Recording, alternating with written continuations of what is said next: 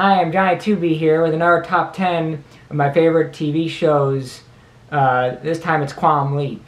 Well, Quantum Leap is a time travel show about Dr. Sam Beckett. He leaps into different people going through the 1950s to the 1980s. Takes place in the year 1999. And he has a holographic observer, Al, who's his best friend. And he can only go within his own lifespan. And he tries to change a history of personal lives of people's lives that what went wrong, that went right. And it has a lot of comedy and a lot of seriousness in it. And it's one of my all-time favorite TV shows. I'm doing the top 10 Quantum Leaps. The first one is Revenge of the Evil Leaper. So the Revenge of the Evil Leaper, Sam was changing history where there were other scientists doing the same thing, but they were trying to restore the evil stuff that was going on. And in this episode, she was trying to confess herself, so then another person leaped into her to take over her place, as there's always evil going around. Number 10, The Revenge of the Evil Leaper. She's powerful, and she's evil. A mission of revenge to kill Sam Beckett, or die trying.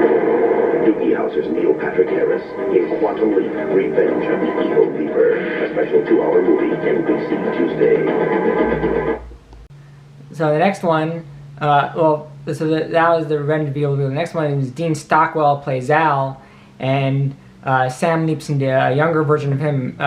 Al is 10 years older than Sam Beckett. He's an alcoholic and he's a heavy smoker, and he's gone through at least 3 or 4 wives. And but the main background of the show is, I guess, Sam's trying to help his best friend's life. Of course, Sam never went home, but in this episode, A Leap for Lisa, Sam as Al is trying to save him from a court martial, which would put him on an execution chair. And in this episode, he's trying to save his life on because he was in the army, or excuse me, the Navy at the time as a young cadet. He's trying to save his hide. Right? Bangs his head on the gun. When he comes to, looks up, sees 3 sick dollars hanging. He thinks, oh man, I wouldn't mind that concussion. But now, treatment. We find him the next morning, asleep under the water. I just spent the night. So that was A Leap for Lisa, where he was saving his best friend's life from a court-martial and facing an electric chair. The next one is Thou Shalt Not. Sam leaps into all sorts of people of many faiths and religions, and in this one he leaps into a rabbi and has to have a crash course in being a rabbi. It takes place during the gas crisis, and he's trying to help, the rabbi's trying to help his brother out into something, and luckily Al was married to a Jewish woman to help him out, because as I said, he had several women.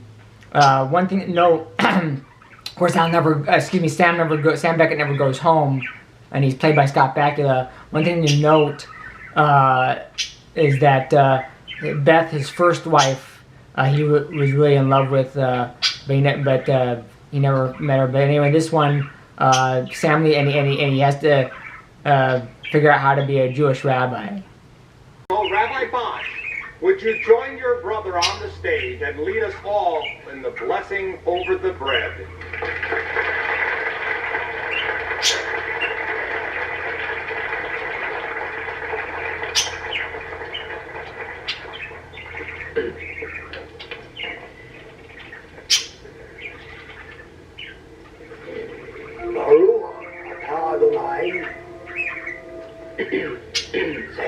Say that.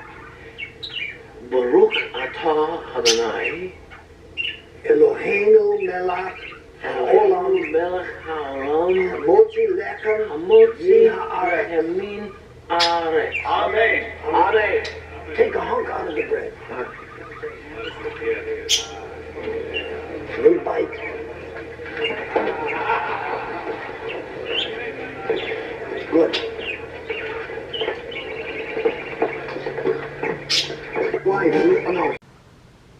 Okay, so the next one, see, Al is a hologram. Only Sam could see him. He has a thing tuned to his brain where only Sam could see and hear him. But throughout the TV show, there was a two-parter episode where Sam Beckett leapt into a mental institution in the early 1950s where they believed in shock therapy, and obviously shock therapy is not the solution to anything, to electrocute people for that, but they believed that in the 50s to help people out. For a very long time they believed that. But what happened was there was a lightning storm plus the shock therapy was going on because Sam had completed his mission and Al happened to be there.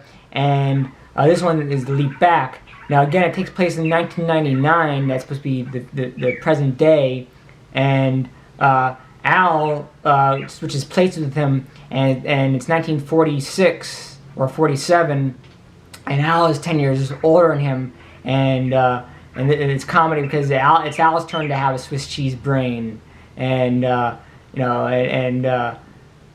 it's Al's turn, called a leap back.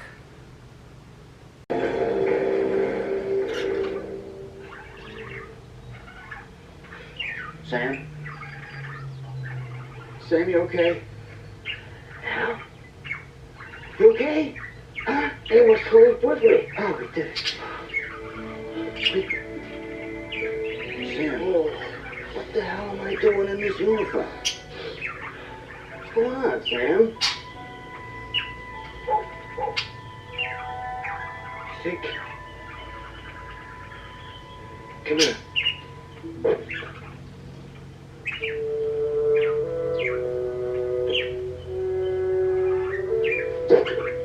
Sam, what the hell's happening, huh?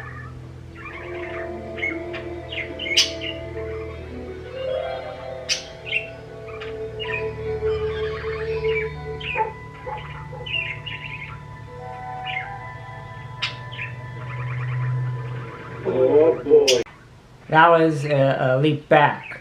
This next one, see, the computer, the supercomputer that Sam Beckett made, Sam Beckett is called Ziggy, and this one, Ziggy was trying to take Sam home, and there was no intentional destination, and this one was an accident, and he lands in 1965 New York area in a mafia family, and comedy is because he started the 1965 New York, the Northeast blackout, which shut out half the United States. But it's one of my favorites because it's a comedy because he's also trying to be in the mafia, and so this is one on my top 10. Doesn't it, right? What? Yeah, my.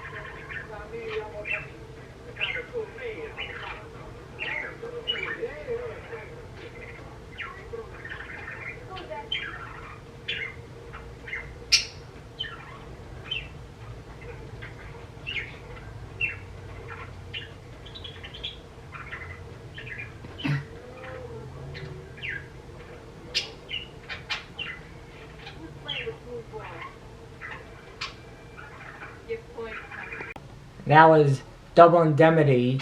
The next one is The Leap Home. Sam, and this is the one, you know, we all want to go home and change our own personal histories. Sam actually goes home to when he was a child or a teenager version of himself, and he has a mission to not just change his own history, but he wants to change his own history, but the main it's a two-party. He wants to change. He has to change his brother's history, and of course, he kind of really tries to alter his own personal history, what he wasn't supposed to do, and he also has knowledge of the future.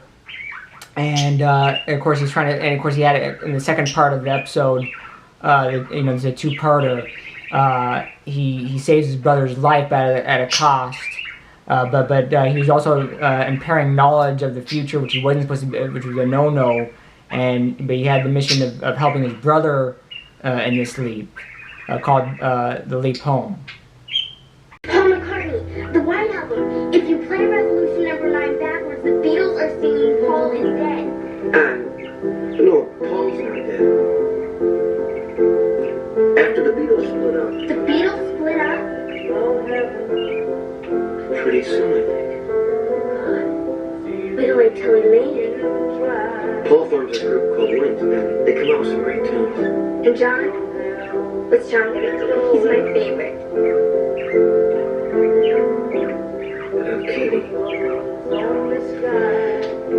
John, don't tell. John is gonna write my favorite song. Your favorite song? In the future? Yeah. Sing it to me. Or you use that Swiss cheese brain excuse you gave me when I asked you who'd be my first boyfriend.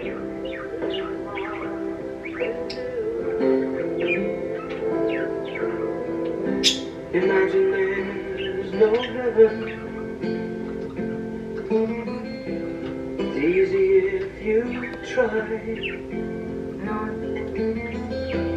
No hell below us. Above us only sky. Imagine all the people living for today. Imagine there's no country.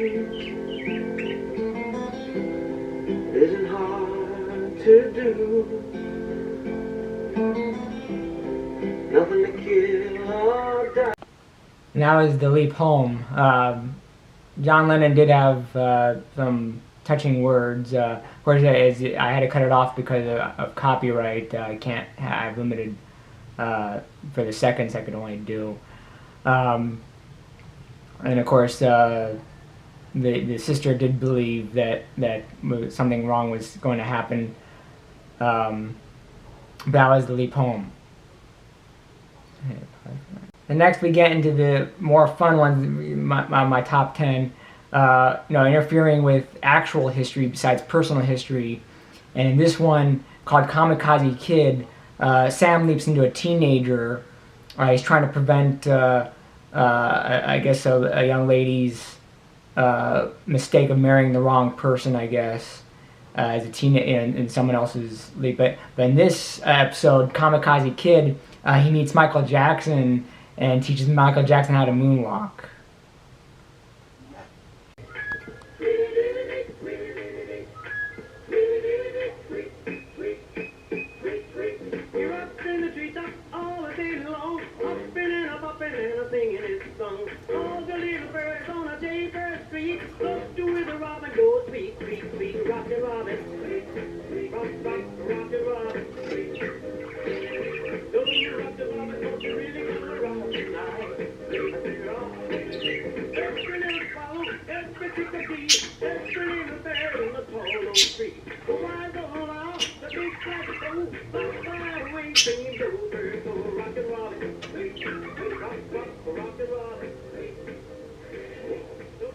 Viens Michael, on a une répétition. Bye-bye. Michael J. That was supposed to be. I was unaware that was in Spanish, but that was young Michael Jackson before he became the famous Jackson 5, teaching him how to moonwalk. If we could do a little alterations in history and interfering with history. The next one's called Good Day Peoria. Kind of one of my favorites because it's an American graffiti type. Sam Beckett plays a Wolfman Jack type character in Peoria, Illinois, and in the late 50s, a lot of people in my grandmother's age thought that rock and roll was of the devil, and he was trying to save this radio station. But I kind of like it because of American Graffiti. Good morning, Peoria! Ow! This is Howlin' Chick Howl. Coming to you live on WOF. Woof, woof, woof, woof. Will you excuse me, folks, for just a second? Correct me if I'm wrong, but is there a dog in here? Excuse me, is there a dog? Would you get on my lap? Would you get oh, sorry. My mistake, folks. That's our advertising manager. If you let go of my leg, if you let go of and stay out. Great. Finally, a parking space for me. And speaking of space, how about those Russians, huh? Hey, I had a great idea. Instead of monkeys, why don't we stick old Khrushchev on the end of a satellite and throw him into orbit? I mean, how many Alfred Hitchcock lookalikes do we need anyway? Talk about your vertigo. Whoa! And don't look down! But enough chat, Ched, let's put on a hit. Goodness gracious, it's Jerry Lee Lewis, Great Balls of Fire, which is probably what old Nikita baby will be singing upon re-entry. That's a little bit of American Graffiti for you. That was obviously taking place in 1957 when the Sputnik went over. But again, of course, I think people are coming to accept rock and roll as the new music. But anyway, the next one is called Memphis Melodies. Right before Sam leaps into Elvis Presley, right before Aaron Presley becomes Elvis Presley. And this is one of Sanders' a little bit more blunderous episodes where, because he was too scared to perform, he could really wreck the space-time continuum, or the timeline. And, Sam also leaps into famous people like Elvis Presley. Ziggy says now Elvis doesn't even get discovered, and Heartbreak Hotel is recorded by the Monkees. What? And Jailhouse Rock is recorded by Tony Orlando and Dawn. Gag me with a spoon. All right, now, tell me what one of Elvis's hits are after That's All Right, Mama. He recorded Baby Let's Play House in September, and you programmed it into Ziggy's memory, so you remember it, don't you? I remember. Good. Oh, Tony Orlando and... Sam, they're still sitting in the booth. Now listen, don't hold anything back now. Just really belt it out. Well, you may go to college. You may go to school. You may have a pink Cadillac, but don't you be nobody's tool. Come back, baby, come. Come back, baby. I want to play house with you. Well, listen to me, baby. What I'm talking about. Come on back to me, little girl, so we can play some house now, baby. Come on back, baby. Come back, baby, baby. Come on back. I want to play house with you. Hey.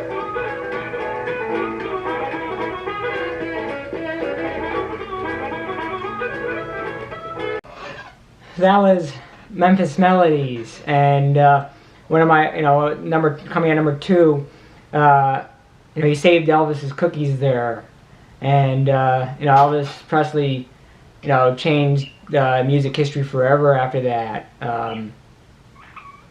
If Elvis didn't have a breakout, who knows what would happen with the history of, who knows what happened, because the domino effect, because the Beatles liked Elvis Presley, and who knows what would happen if Elvis didn't break out. The next one is called Lee Harvey Oswald. It's a two-parter, and there's a lot of conspiracies on whether or not Lee Harvey Oswald was alone. He jumps around trying to say that he was a lone gunman, whether people believe he's a lone gunman. I kind of believe he was part of a mafia because Jack Ruby killed him after that. And of course, they're saying that wasn't the mission of Sam. By the way, Dr. Sam Beckett can and Scott Beckett can play guitar. That was really him play guitar.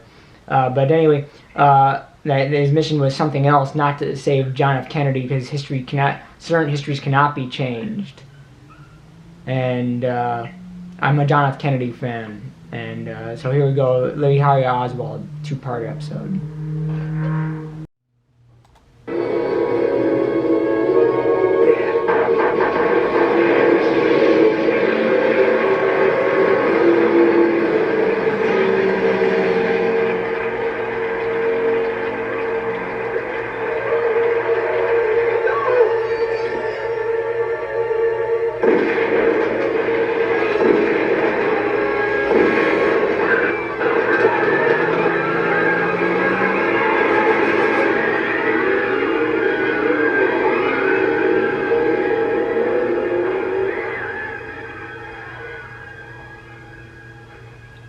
I believe he was a long gunman. That's my opinion. Just now we have received reports here at Parkland that Governor Connolly was shot in the upper left chest. And the first unconfirmed reports say the president was hit in the head. Unconfirmed report that the president was hit in the head. The president's wife, Jackie Kennedy, was not hurt. Thanks. If you hadn't reached me, it wouldn't have been you pulling that trigger, Sam, not really. And then when I had a chance to save him, I leaped. Why, Al? Why? Oswald's mind finally reconnected, and when it did, he moved back. And you leaped into the nearest person that could accomplish your mission. I didn't accomplish it. Maybe you did. I didn't save him.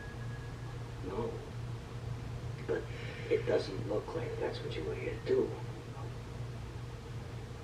Ziggy thinks you were here to save her. Your Swiss cheese mind probably doesn't remember that the first time Oswald killed Jackie, too.